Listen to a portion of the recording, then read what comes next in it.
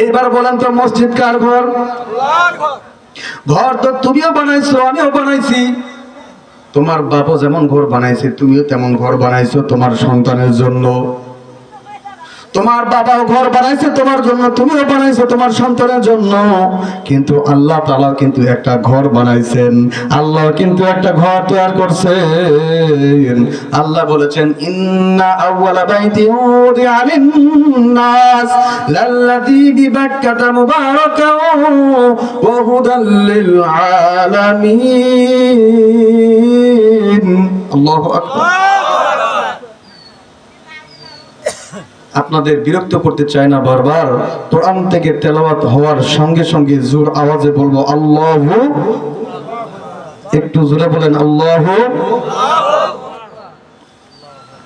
আল্লাহ বলেছেন ও বান্দা আমিও একটা ঘর দুনিয়ার জমিনে বানাইছি। আল্লাহ বলেন ইন্না আউওয়ালা বাইতিন উদিআ লিন-নাস লাল্লাযী বিবাক্কাতা মুবারাকান ওয়া হুদাল লিল আলামিন।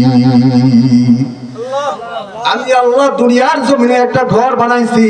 এই ঘরটা কোনো মাখলুকের জন্য নয়, এই ঘরটা কোনো জান্নাতের জন্য নয়, এই ঘরটা কোনো ফেরেশতাদের জন্য নয়, এই ঘরটা হলো হুদাল লিন-নাস, মানুষের হেদায়েতের জন্য।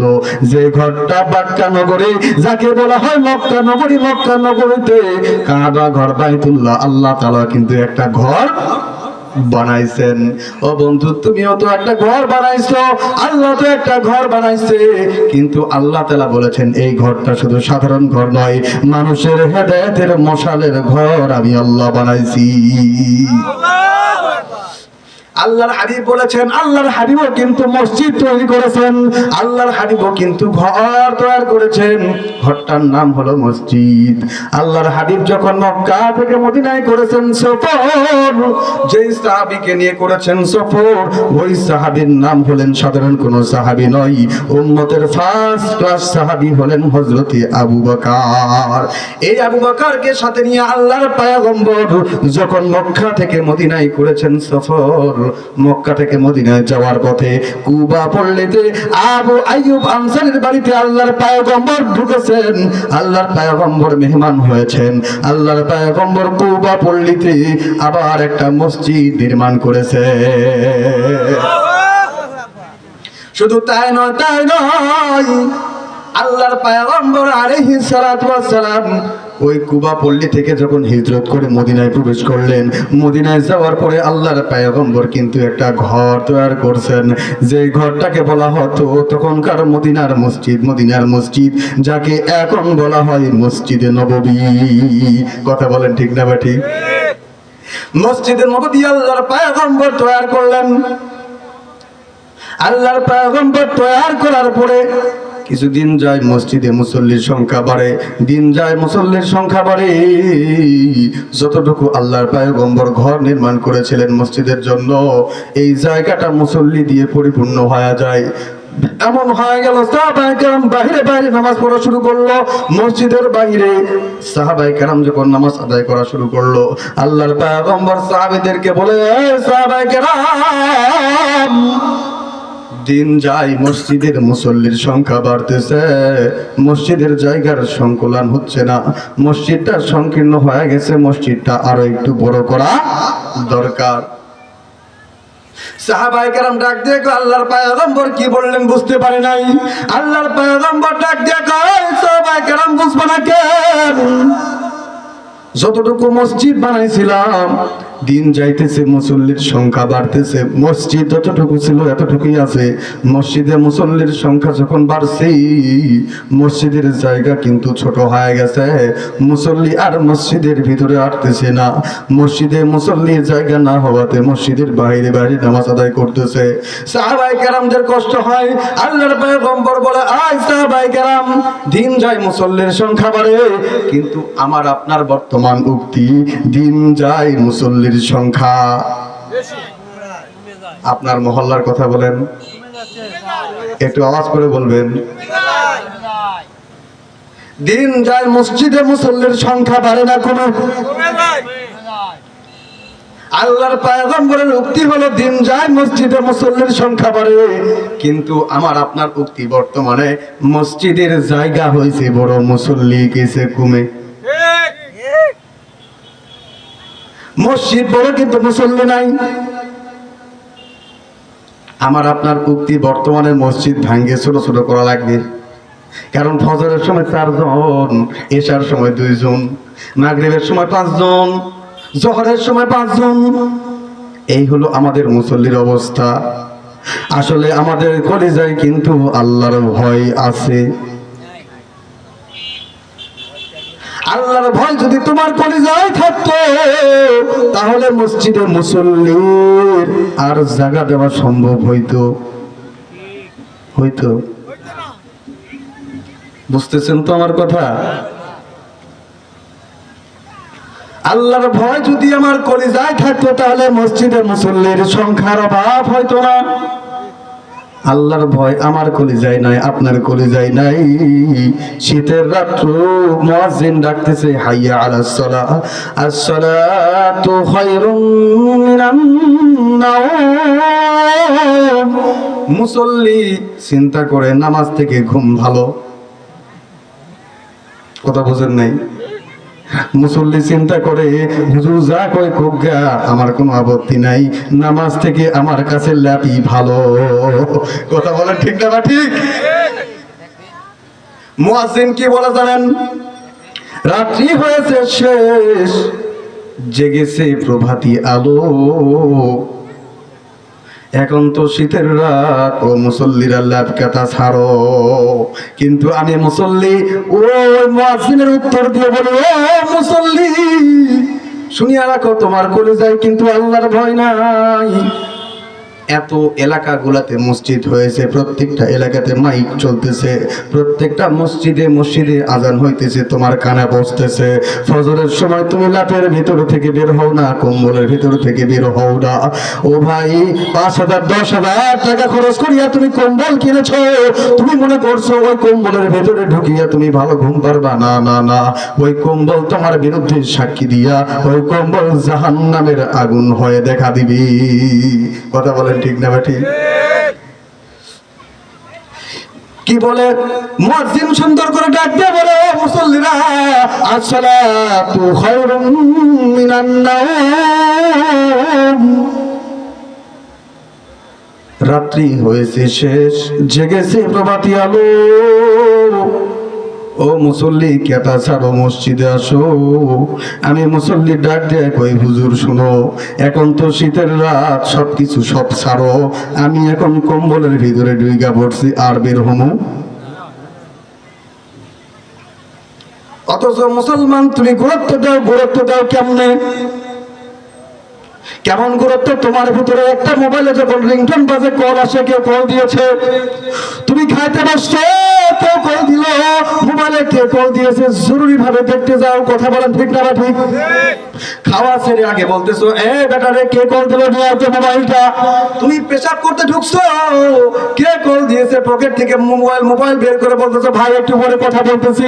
তোমার যদি ওই রিংটোনের প্রতি এত আকর্ষণ হয়, কে কল দিয়েছে, এই রিংটোনটা দেখার জন্য তোমার ভিতরে এত আকর্ষণ জাগে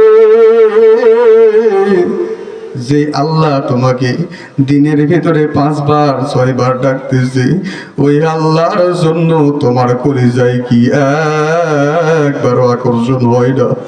একবারও কি ওই আল্লাহর কদমে সিজদা দেওয়ার জন্য তোমার মন কাঁদে না? তুমি কি মনে করে দুনিয়ায় আসো রে বাবা? কিন্তু আল্লাহ বলেছেন, ইযা জাআ আজালুহুম লা ইস্তাখিরুনা সাআতাও ওয়া লা ইস্তাকদিমুন। আমি আল্লাহ যখন মৃত্যুর দূত পাঠায় দিব, কিন্তু 1 সেকেন্ডও আর কারো দেরি হবে না। তুমি কি মনে করিয়া আজকে দুনিয়ার জমিনে বাসা বেঁধে ফেলেছো?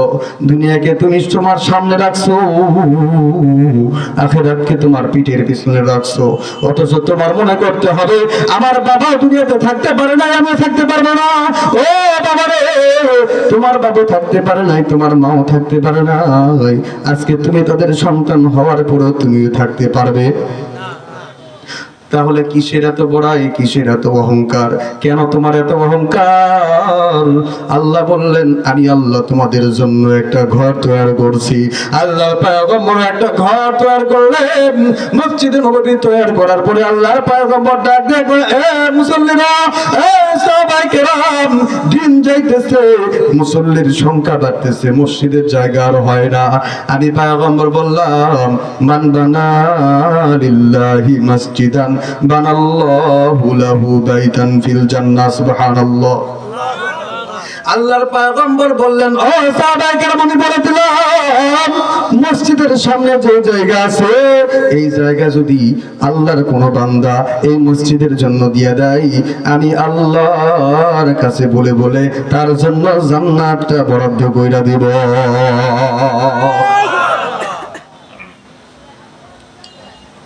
আল্লাহর পয়গম্বর বললেন, মসজিদের জায়গা সংকলন হয় না, মসজিদ বাড়তি করা হবে। কিন্তু আমাদের উক্তি বর্তমানে মসজিদ আরো ছোট করা দরকার, কারণ মুসল্লি শুক্রবার ছাড়া আর পাওয়া যায়। গ্রামের মধ্যে কয়েক শ্রেণীর মুসল্লি পাওয়া যায়, শুনতেছেন তো? গ্রামের মধ্যে কয়েক শ্রেণীর মুসল্লি পাওয়া যায়। একটা হলো সাতকা, আরেকটা হলো মাসকা, আরেকটা হলো 365 দিন কান। কথা বলে ঠিক না ঠিক? দেখবেন সপ্তাহে একদিন শুক্রবার দিন ক্লিন শেভ করে, খোপদার জামা কাপড় পরে, সুন্দর করে ইস্ত্রি করা জামা কাপড় গায়ে দিয়ে চুস একটা পায়জামা পরে মসজিদে চলে আসবে। আসার পরে বলছে, চুস পায়জামা টাকনো নিচে চলে গেছে। মসজিদে আসার পর সুন্দর করে ভাঁজ করতেছে। কেন? আবার ফতোয়া জারি করে, কেন জানো না তুমি হুজুর, টাকনোর নিচে পড়া হারাম। টাটুর নিচে পড়া।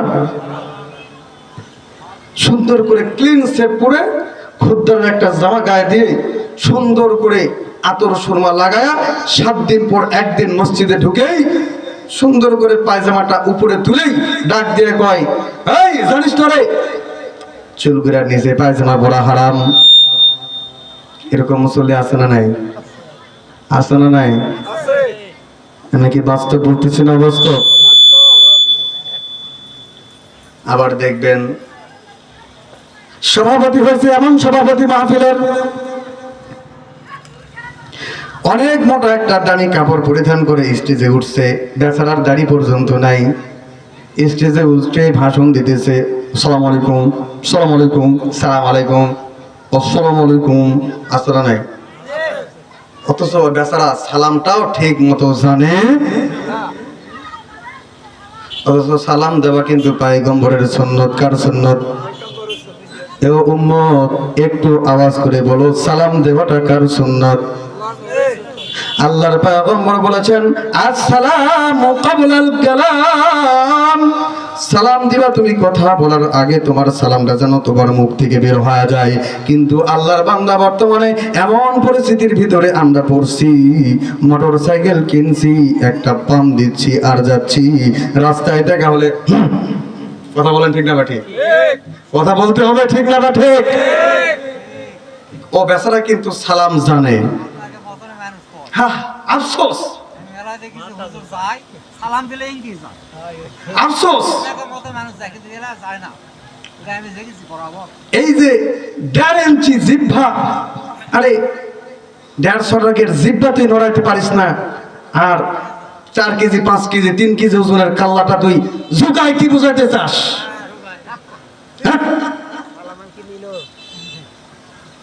আহ, বড় আফসোস। অথচ আল্লাহর পয়গম্বর ডাক দিয়ে বলেছেন, আসসালামু ক্বাবলাল কালাম, তোমার কথা বলার আগে যেন তোমার মুখ দিয়ে বের হয় সালাম। দিব তো ইনশাআল্লাহ। আফসোস, বড় আফসোস।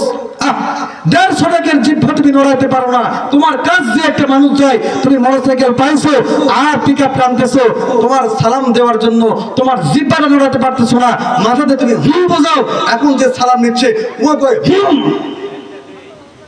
তার মানে কি? ওই কত দেখে গেলাম, ও কয় তোকে আমি দেখে গেলাম।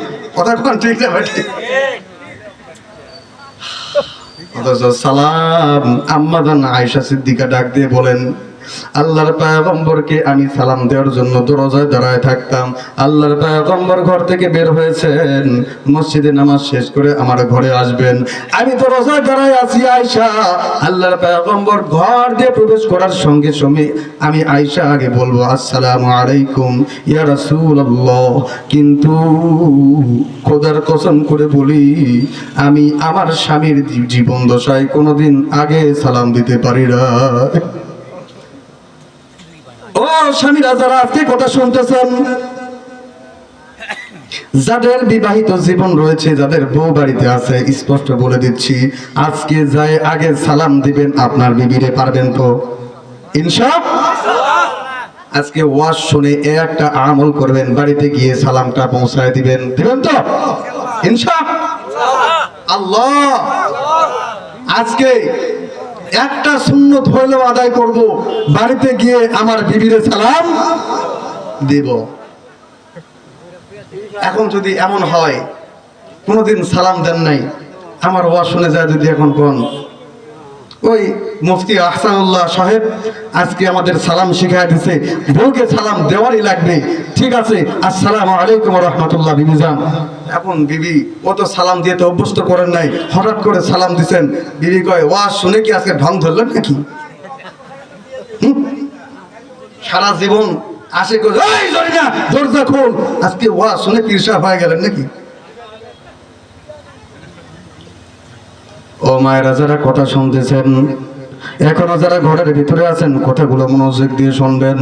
আপনি আপনার স্বামীকে সালাম দিবেন, স্বামীকে শ্রদ্ধা করবেন, সম্মান করবেন, আপনার স্বামীও আপনাকে শ্রদ্ধা করবে, সম্মান করবে। আপনার স্ত্রীকে আপনি সালাম দিবেন, আপনার স্ত্রীও আপনাকে সালাম দিবে। আল্লাহর পয়গম্বর বলে এর ভিতরে মুহাব্বত পয়দা হয়ে যাবে। সুবহানাল্লাহ। আল্লাহর পয়গম্বর বলেন মান আহাব্বা সুন্নতি ফাকাদ আহাব্বানি ওয়া মান আহাব্বানি কানা মাই ফিল জান্নাহ। যে আল্লাহর পয়গম্বরের একটা সুন্নতকে বাঁচায় ফেলছে, আল্লাহর পয়গম্বরের একটা সুন্নত আদায় করেছে, সে আল্লাহর পয়গম্বরকে মুহাব্বত করেছে। যে আল্লাহর পয়গম্বরকে মুহাব্বত করেছে তার ঠিকানা আর কোথাও নয়, তার ঠিকানা বিশ্বনবী জনাবে মুহাম্মদুর রাসূলুল্লাহ সাল্লাল্লাহু আলাইহি ওয়াসাল্লামের সাথে জান্নাতে।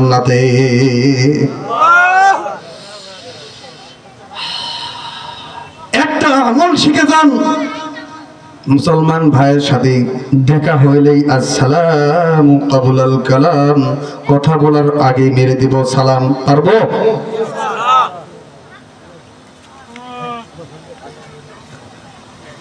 আল্লাহর পয়গম্বর আলাইহিস সালাতু ওয়াস সালাম বলতেছে ও সাহাবায়ে কেরাম, এই মসজিদের জন্য যে জায়গা দিয়া দিবে, আমি পয়গম্বর কলিজা থেকে বলতেছি মান বানা লিল্লাহি মসজিদান বানাল্লাহু লাহু বাইতান ফিল জান্নাহ।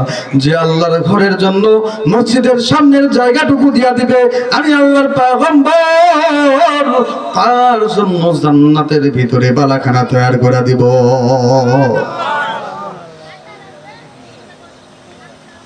আল্লাহর পয়গম্বর বলেন ও সাহাবায়ে কেরাম বলো তো ওই জায়গার মালিকটাকে? সাহাবায়ে কেরাম ডাক দিয়ে বলতেছে আল্লাহর পয়গম্বর ওই জায়গার মালিক তো অমুক। আল্লাহর পয়গম্বর ডাক দিয়ে কয় ঠিক আছে ডাক দাও। সাহাবায়ে কেরাম মালিককে ডেকে আনলেন, ডাকার পর আল্লাহর পয়গম্বর ডাক দিয়ে কয় বাবারে, আমাদের মসজিদের সামনের জায়গাটুকু প্রয়োজন, তুমি দিবানি? আল্লাহর পয়গম্বর বুক ভরা ব্যথা নিয়ে, আবেগ নিয়ে ডাক দিয়ে বলতেছে বাবারে, মসজিদের সামনের জায়গাটার অনেক প্রয়োজন, মসজিদে মুসল্লির সংখ্যা ধরতেছে না, এত অধিক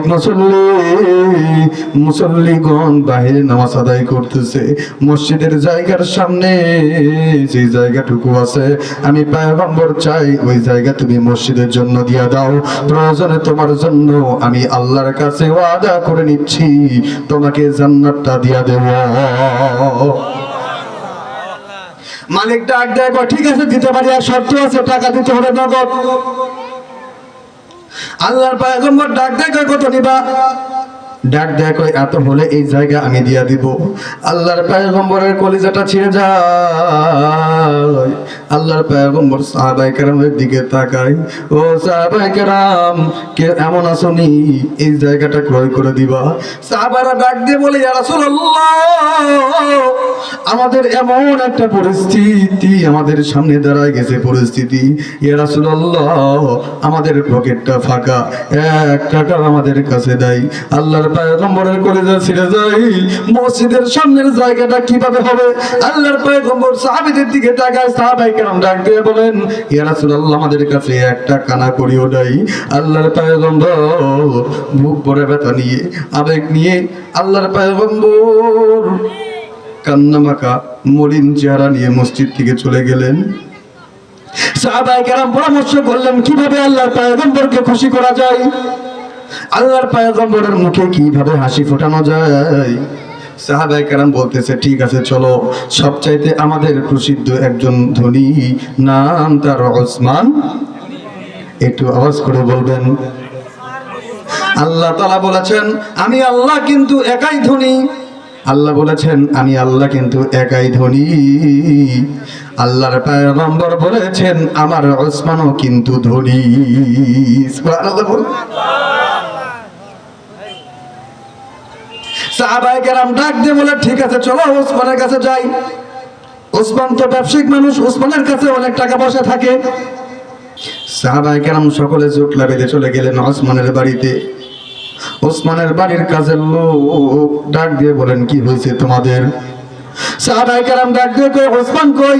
আমরা আল্লাহর নবীর সাহাবী আসছি। ডাক দিয়ে ওসমান তো ব্যবসা করার জন্য দূর দেশে গেছে, তো কবে আসবে? কই 1 সপ্তাহের কথা বলে গেছে, আজকে 2 সপ্তাহ হলেও আসতে পারে। সাহাবায়ে কেরামের মনটা বেজার হয়ে গেছে। আল্লাহর পয়গম্বর মনটা মলিন করে চলে গেছে। কিভাবে আল্লাহর পয়গম্বরের মুখে হাসি ফোটানো যায়, কিভাবে আল্লাহর পয়গম্বরকে খুশি করা যায়। সাহাবায়ে কেরামের অন্তরটাও ফেটে যায়। এমন সময় রাতের নিকষ কালো অন্ধকার ভেদ করে ওসমান রাদিয়াল্লাহু তাআলা আনহু ঘোড়ার টকবক টকবক আওয়াজ নিয়ে সাহাবায়ে কেরামের দল নিয়ে চলে আসছে। সাহাবায়ে কেরাম ডাক দিয়ে বলেন, ওসমান আমরা আল্লাহর পয়গম্বরের সাহাবী, আমরা আপনার কাছে আসছি। কই কি হয়েছে বলো? আল্লাহর পয়গম্বরের মনটা মলিন কেন? মলিন আমি ওসমান কি করতে পারি বলো? আল্লাহর পয়গম্বরের মুখে কিভাবে হাসি ফুটাইতে পারি? সাহাবায়ে কেরাম ডাক দিয়ে বলেন, ও ওসমান আপনি তো ধনী, আপনার সম্পর্কে আমরা সকলেই জানি। ওসমান কেমন ধনী জানেন নাকি? একদিনের এক আশ্চর্য ঘটনা আপনাদেরকে সামনে শোনায় দিই, মজার ওয়াকিয়া। একটু খুশি হয়ে কথাটা শুনেন, হাসির কথা শোনার সময় একটু মনকে হাসি করে দেবেন। ফকির ডাক দিয়ে কয়, আল্লাহর পয়গম্বরকে, ও আল্লাহর পয়গম্বর আমি আপনার উম্মত। আল্লাহর পয়গম্বর এমন একটা পরিস্থিতি দাঁড়ায় গেছে, মানুষ আর কেউ ভিক্ষা দেয় না। আল্লাহর পয়গম্বর চলা বড় কষ্ট, চলা বড় কঠিন হয়ে দাঁড়াইছে। আল্লাহর পয়গম্বর কয় কি করতে পারি বলো? ইয়া রাসূলুল্লাহ আপনাকে কিছু করতে হবে না, আমাকে একটা উল্লেখযোগ্য দান করেন যাতে আমি বাকি জীবনটা পায়ের উপর পা তুলে দিয়ে সুন্দর করে বসে খাইতে পারি। ফকিরের আবদার শুনছেন তো? এমন ফকির যদি আপনার বাড়িতে এসে বলে, এই জিল্লু, এই আব্দুর রহমান, মুই আর ভিক্ষা করা পারছ না, মুখ তুই 10 লাখ টাকা দে, 5 লাখ টাকা দে, 1 লাখ টাকা দে, বাকি জীবনটা যেন পায়ের পর পা তুলে বসে খাই।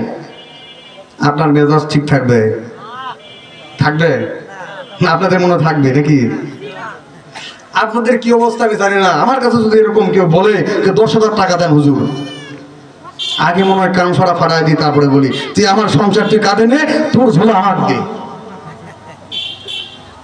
আমি বলবো এই কথা আর কি। আল্লাহর পয়গম্বর ডাক দিয়ে বলে, ফকির সকালবেলা আসতে করছে পায় না, ঠিক আছে পূরণ করব, তবে আমি তোমাকে কিছু দিব না। আমার সাহাবী ওসমানের কাছে যাও, যায় বলো আমি পয়গম্বর তোমাকে পাঠাই দিলাম, তোমাকে যেন সে উল্লেখযোগ্য দানটা করে দেয়। ওসমান কত বড় ধনী, এইবার ফকির আল্লাহর পয়গম্বরের কথা মতো ওসমান গনি রাদিয়াল্লাহু তাআলা আনহুর বাড়িতে রাতের বেলায় একটু সন্ধ্যা লেগে গেছে, এমন মুহূর্তে চলে গেছে, যায় দেখতেছে ওসমান গনি রাদিয়াল্লাহু তাআলা আনহু আওয়াজ ঘর থেকে শোনা যায়। ফকির কয় কি ব্যাপার, কিসের আওয়াজ হয় দেখি তো একটু উকি মেরে। ফকির তো উকি মেরে দেখতেছে ওসমান কাজের লোকজনের সাথে বকাবকি করতেছে। কয় কি নিয়ে? ওই যেই বাতি ধরাইছে ওই বাতির পোলটা সুতাটা একটু মোটা দিচ্ছে। তো ওসমান ডাক দিয়ে বলতেছে, এই তোর বাপের তেল রে, পোলটা একটু চিকন দিতে পারস নাই? তেলটা বেশি পড়তেছে না? তোর বাপের বাড়ি থেকে নিয়ে আসছো। এখন বোঝেন ফকির চিন্তা করে সর্বনাশ, সর্বনাশ। যে লোক একটু পোলটা মোটা হয়েছে, তেল একটু বেশি পড়বে, এই নাকি ধনী, আমাকে সে উল্লেখযোগ্য দান করবে, এ তো আমার চাইতে বড় ফকির। ফকির কয় আর চাওয়ার মতো আমার ক্ষমতা নাই, আমি আল্লাহর পয়গম্বরের কাছে চলি। আল্লাহর পয়গম্বরের কাছে যা ডাক দিয়ে বলতেছে, ইয়া রাসূলুল্লাহ, দিবেন না বললেই হয়, দিবেন না বললেই হইতো।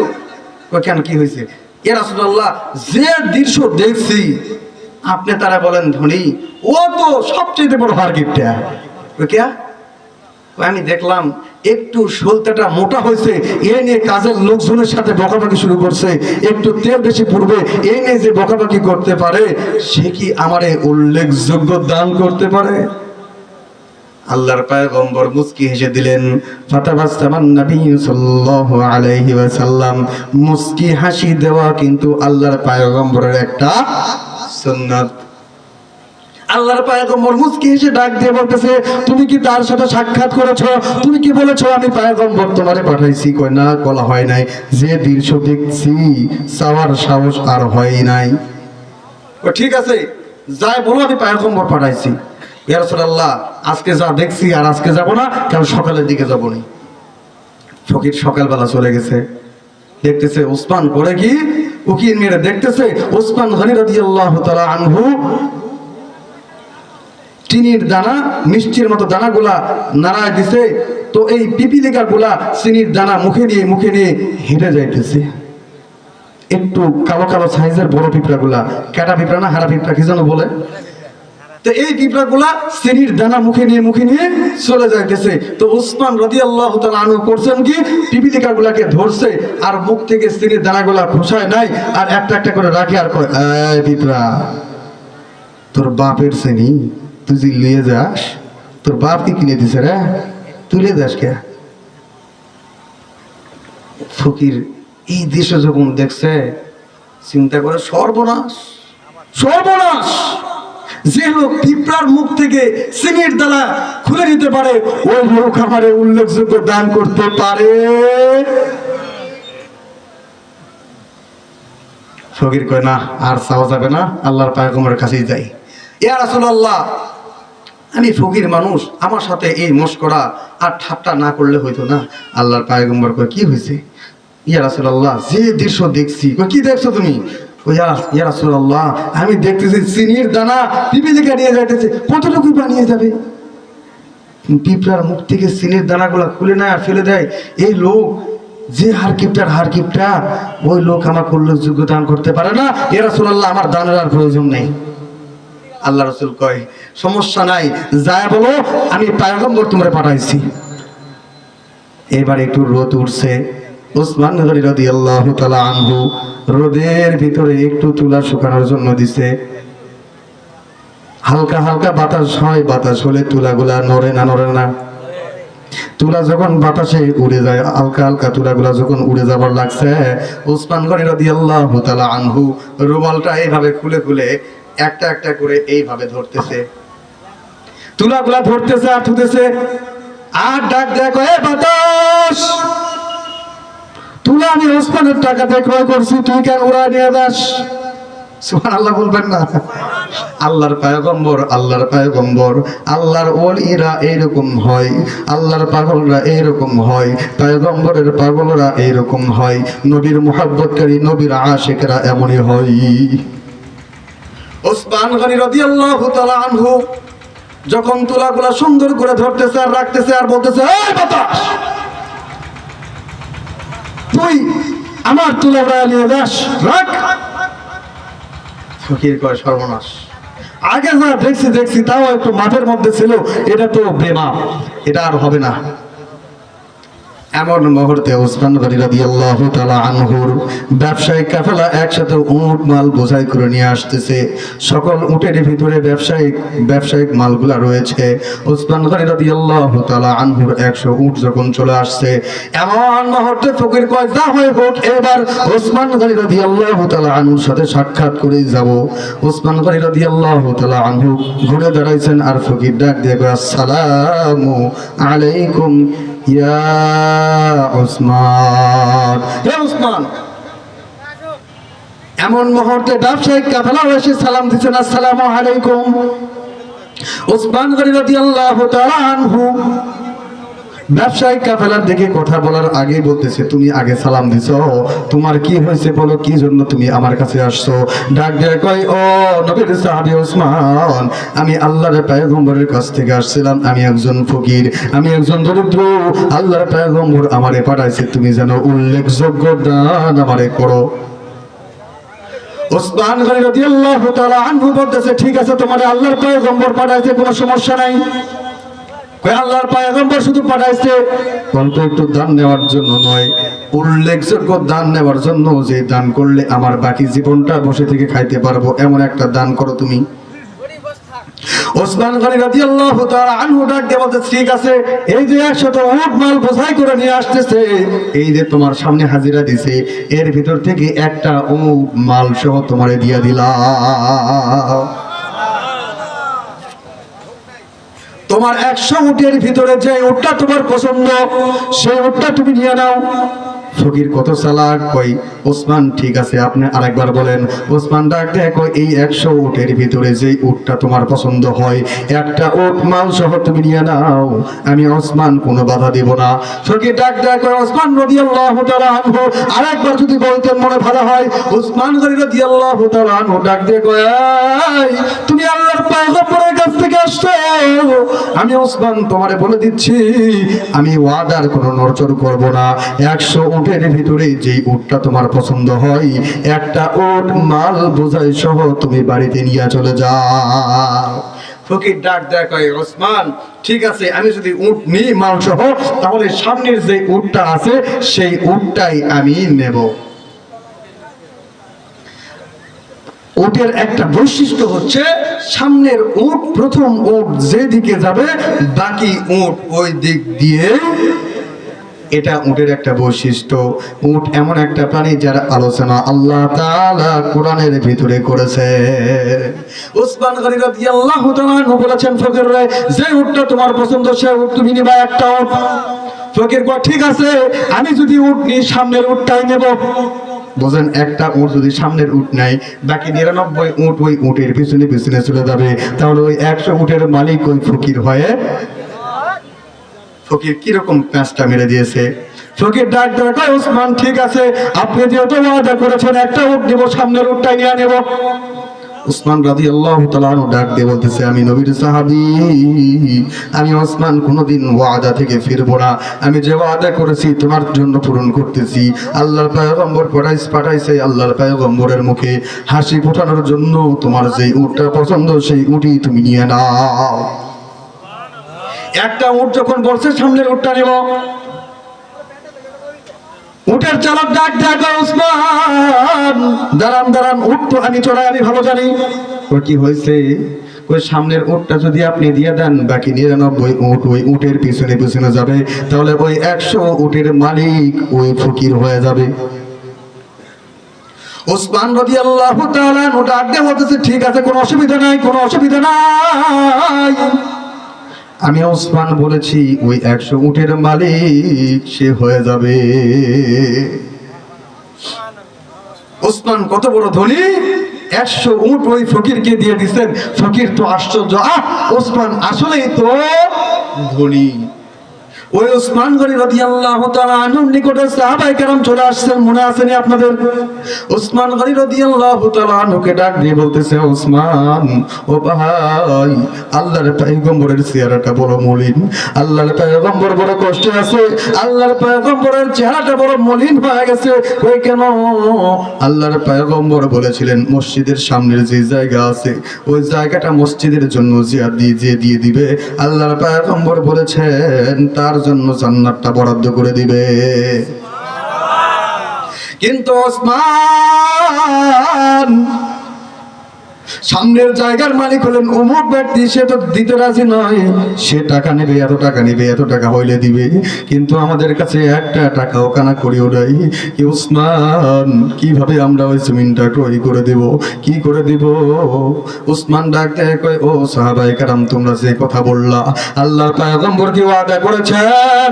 আল্লাহর পয়গম্বর কি জান্নাতের ভিতরে ঘর করে দেওয়ার জন্য ওয়াদা করেছেন? সাহাবায়ে কেরাম ডাক দিয়ে বলতেছে, ও নবীর সাহাবী ওসমান, আমরা আল্লাহর পয়গম্বরের সাহাবী, আপনিও সাহাবী, আমরা কোনোদিন মিথ্যা বলতে পারি না।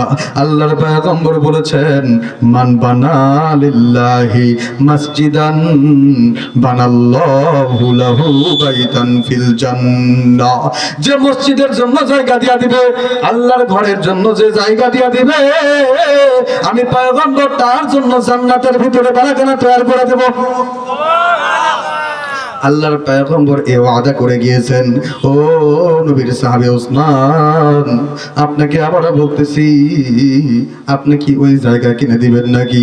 তাহলে আল্লাহর পয়গম্বরের ভাষ্য অনুযায়ী আপনি কিন্তু জান্নাতের মালিক হয়ে যাবে। ওসমান ডাক দিয়ে কয়, ঠিক আছে চলো বাড়ির ভিতরে যাই। সাহাবায়ে কেরামদেরকে ডাক দিয়ে বলতেছে, ও সাহাবায়ে কেরাম, এই যে ঘরের ভিতরে দেখতেছো 2 বস্তা চারে, দেখো একটু চারো তো দেখি। সাহাবায়ে কেরাম কয়জন মিলে 2টা বস্তা চারছে। ডাক দেয়া কয়, ওসমান মানাংতা এগুলো কি, তুমি কি নিয়ে রাখছো এর ভিতরে? ওসমান গনি ডাক দিয়ে বলতেছে, সাহাবায়ে কেরাম রে, এটা সাধারণ কোনো কিছু নয়, এটার ভিতরে আছে সোনার টাকা, এটার ভিতরে আছে রূপার টাকা, আমি ওসমান জমা করে রাখছি, কোনো অসুবিধা নাই, চলো 2টা বস্তা কাঁধে নাও। এত টাকা কি করবেন? আল্লাহর পয়গম্বরের মুখে হাসি ফুটাইতে চাই। আল্লাহর পয়গম্বর ওয়াদা করেছেন জান্নাত দিবে, আমি ওসমান সমস্ত কিছুর বিনিময়ে আল্লাহর পয়গম্বরের মুখে হাসি ফুটাইতে চাই। আল্লাহর পয়গম্বরের মুখে হাসি ফোটানোর জন্য ওসমান ডাক দেয়া কয়, এই নাও টাকা নাও। সাহাবায়ে কেরাম কষ্ট করে টাকাগুলা কাঁধের ভিতরে নিয়ে ওসমান সহ চলেছেন ওই জায়গার মালিকের বাড়িতে। দেখবেন সমাজে যে বড় লোক হয়, একটু টাকাওয়ালা হয়, তার পাওয়ার কিন্তু সমাজে বেশি। ওসমান গনি রাদিয়াল্লাহু তাআলা আনহু ধনীদের ভিতরে শ্রেষ্ঠ ধনী, সবচেয়ে বড় ধনী ওসমান গনি রাদিয়াল্লাহু তাআলা আনহু। দেখেন ধনীদের কদর কেমন। ওসমান গনি রাদিয়াল্লাহু তাআলা আনহু টাকা নিয়ে যখন চলে গেছেন, দরজায় গিয়ে ঠক ঠক ঠক যখন আওয়াজটা দিয়েছেন, কয় কে মানাংতা, তুমি কে? ডাক দেয়া কয়, আমি ওসমান, আনা ওসমান, আমি ওসমান ইবনে আফফান, সমাজের বড় লোক ব্যক্তি। আওয়াজটা শুনে দরজা খুলে দেয়। ওসমান, আপনি কেন আসছেন? আপনি বললেই তো আমি আপনার বাড়িতে হাজিরা দিতাম। ওসমান ডাক দেয়া কয়, কোনো অসুবিধা নাই, কোনো অসুবিধা নাই, আমি তোমার কাছে আসছি, আমি চাই ওই মসজিদের সামনে যে জায়গা আছে, আমি ওসমান ওই জায়গাটা কিনতে চাই। এইবার লোকটা ডাক দেয়া কয়, হ্যাঁ এইবার লাইনে আসেন, এই জন্যই বুঝে আসছেন। এখন চিন্তা করতেছে মনে মনে, ওসমান তো এমন ধনী, এমন ধনী, যদি আমি এত টাকা বলি ওসমান তো দিয়া দিবে, অতএব এমন একটা দাম বলবো ওসমান যেন কিনতে না পারে। ওসমান গনি রাদিয়াল্লাহু তাআলা আনহু বলতেছে, ভাই কত টাকা তুমি চাও? ফকির ভেবে ভেবে নিচ্ছানা পর একটু পর ডাক দিয়ে বলতেছে, ভাই আমি জমিনটা বেচতে পারি, তবে 100 টাকা লাগবে। কত? যদি আপনি দিতে পারেন মিয়া মিয়া, তাহলে আমি এই জমিনটা দিতে রাজি আছি, কোনো অসুবিধা নাই। ওসমান ডাক দিয়ে কয় ঠিক আছে, টাকা গুনো 100। সাহাবায়ে কেরাম টাকা গণনা করা শুরু করছেন, 1 2 3 4 5 6 7 8, এইভাবে করতে করতে 100 পর্যন্ত যখন পৌঁছছে, ওসমান ডাক দিয়ে কয় ভাই রে, জমির মালিক তুমি টাকাটা একটু গুনে নাও। জমির মালিক ডাক দিয়ে কয় ওসমান কোনো অসুবিধা নাই, আপনি 100 গুনার আগেই আমি গুনে ফেলছি। 100 টাকায় আছে, কোনো অসুবিধা নাই। ঠিক আছে, এখন বলো টাকা নাও জমির মালিককে। কই টাকা তো পাইলাম জমির মালিক আপনি ওসমান ইবনে আফফান। জমি নিয়ে যখন ওসমান রাদিয়াল্লাহু তাআলা আনহু চলে আসবেন, এমন মুহূর্তে জমির মালিক ডাক দিয়ে কয় ওসমান আপনি এতগুলা বস্তা আনছেন, বস্তার ভিতরে কি? কই এগুলো সব টাকা। কই কেন আনছেন? কই যত কিছু চাইলেও আমি তোমাকে দিয়ে এই জমিনটা কিনতাম। সর্বনাশ, 1000 টাকা চাইলে তো আপনি দিয়ে দিতেন, হয় না? জমির মালিক ডাক ডাক সর্বনাশ কি হইল? আমি যদি 1000 টাকাও চাইতাম, বস্তা সব চাইতাম, তাও আমরা দিয়ে দিত। কই আফসোস করে আল্লাহ নাই। ওসমান গনি রাদিয়াল্লাহু তাআলা আনহু ডাক দিয়ে বলতেছে ভাই রে, তুমি যদি শুধু এই 2 বস্তার টাকা তুমি নিয়ে আমাকে জমিন দিতা, আমি ওসমান বিন্দু পরিমাণ কোনো আফসোস করতাম না। সুবহানাল্লাহ বলেন। ওসমান ডাক দিয়ে বলতেছে ভাই রে, আল্লাহর পয়গম্বরের মনে আমি হাসি ফুটাইতে, আল্লাহর পয়গম্বরের মুখে আমি হাসি ফুটাইতে, আমি ওসমান যদি তোমার গোলামি করা লাগতো, আমি ওসমান তোমার গোলাম হইতাম। আমি ওসমানের যত সম্পত্তি রয়েছে সমস্ত সম্পত্তি তোমার নামে লিখে দিতাম। আমি ওসমানের যত খেজুরের বাগান রয়েছে সমস্ত কিছুর বিনিময় হইলে আজকে ওই জায়গা আমি কিনতাম, কারণ আল্লাহর পয়গম্বরের মুখে আমি হাসি ফুটাইতে চাই। আল্লাহর পয়গম্বরের মুখে হাসি ফোটানোর জন্য উসমান রাদিয়াল্লাহু তাআলা আনহু এই কথা যখন বলে ফেলছে, জমির মালিক মাথায় হাত দিয়ে কয় সর্বনাশ, আগে কি চাইলাম? 100 চাই তো আমি ঠকে ফেলছি, ঠকে গেছি। উসমান গনি রাদিয়াল্লাহু তাআলা আনহু জমিনটা ক্রয় করে ফজরের নামাজ আদায় করার জন্য মসজিদে চলে গেছে। ইতিমধ্যে মসজিদের ভিতরে বেলালের কণ্ঠে ভেসে আসলো, আসসালাতু খায়রুম মিনান নাওম। উসমান গনি রাদিয়াল্লাহু তাআলা আনহু মসজিদের ভিতরে প্রবেশ করছেন, এমন মুহূর্তে আল্লাহর পয়গম্বর আলাইহিস সালাতু ওয়াস সালাম প্রবেশ করলেন। আল্লাহর পয়গম্বর আলাইহিস সালাতু ওয়াস সালাম নামাজ আদায় করার পরে ডাক দিয়ে বলতেছে, হাই, আমি আল্লাহর পয়গম্বর কিন্তু গত রাত্রিতে একটা ওয়াদা করেছিলাম, মান বানা লিল্লাহি মসজিদান বানাল্লাহু লাহু বাইতান ফিল জান্নাহ। আমার ওয়াদা কিন্তু এখনো ঠিক আছে। এইবার ওসমান গনি রাদিয়াল্লাহু তাআলা আনহু আল্লাহর পয়গম্বর যখন ফিরে বসছেন, নামাজ আদায় করার পরে মুসল্লিদের সামনে যখন ইমাম সাহেব ঘুরে বসছেন, আপনার মসজিদের মুসল্লি যেরকম সামনে ঘুরে থাকে, এরপরে ইমাম সাহেব কিন্তু আপনাদের সম্মুখ হয়ে ফজরের নামাজের পরে ঘুরে বসে, আসরের নামাজের পরেও কিন্তু ঘুরে বসে। এটা হলো পয়গম্বরের একটা সুন্নাত। আল্লাহর পয়গম্বর সাহাবায়ে কেরামের দিকে ঘুরে বসতেন। আল্লাহর পয়গম্বর যখন ঘুরে বসতেন, আল্লাহর পয়গম্বর ডাক দিয়ে বলেন, আমার মন কিন্তু এখনো আনচান আনচান করতেছে। আমি বলে দিলাম, মান বানা লিল্লাহি মসজিদান বানাল্লাহু লাহু বাইতান ফিল জান্নাহ। আল্লাহর পয়গম্বর বললেন, যে এই মসজিদের জন্য জায়গা দিবে, যে এই মসজিদের জন্য সামনের জায়গাটা ক্রয় করে দিবে, আমি আল্লাহর পয়গম্বর বলে দিলাম তার জন্য জান্নাতে বালাখানা তৈরি করে দেব। এবার ওসমান গনি রাদিয়াল্লাহু তাআলা আনহু সামনে গিয়ে আল্লাহর পয়গম্বরের হাঁটুর সাথে হাঁটুটা সুন্দর করে মিলিয়ে ডাক দিয়ে কয়, আল্লাহর পয়গম্বর, আপনার জবান থেকে আরেকটি বার শুনতে চাই, আপনার কি ওয়াদা এখনো ঠিক আছে? জান্নাতটা কি দিবেন? আল্লাহর পয়গম্বরের বুকটা যেন চিরে যায়, আল্লাহর পয়গম্বরের চোখ থেকে পানিগুলো যেন পড়ে। আল্লাহর পয়গম্বর ডাক দিয়ে বলে, ওসমান, আমি পয়গম্বর এখনো বলতেছি যে ওই মসজিদের জন্য জায়গা জায়গা দিয়ে দিবে, আমি আল্লাহর পয়গম্বর তার জন্য জান্নাতে ঘর তৈরি করে দিব। ওসমান ডাক দেয়, কয় ইয়া রাসূলুল্লাহ, ঠিক আছে, আপনাকে এই যে জমির দলিলটা দিয়ে দিলাম, এই জায়গাটা মসজিদের জন্য আমি ওসমান কিনে দিলাম। আল্লাহর পয়গম্বর, আপনি কি আমার জন্য জান্নাতে ঘর বানায় দিবেন? আল্লাহর পয়গম্বরের মুখটা যেন হাসিতে ভরে যায়।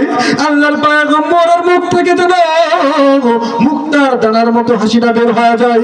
আল্লাহর পয়গম্বর ডাক দেখে, ওসমান, তুমি আমার কলিজাটা চিরে চিরে যাওয়া কলিজাটাকে জোড়া লাগাইছো, তুমি আমার কলিজাটা ভেঙে যাওয়া কলিজাটাকে জোড়া লাগাই ফেলছো। আমি বলে দিলাম, ওসমান, তোমার জন্য জান্নাতে ঘর বানায় দেব।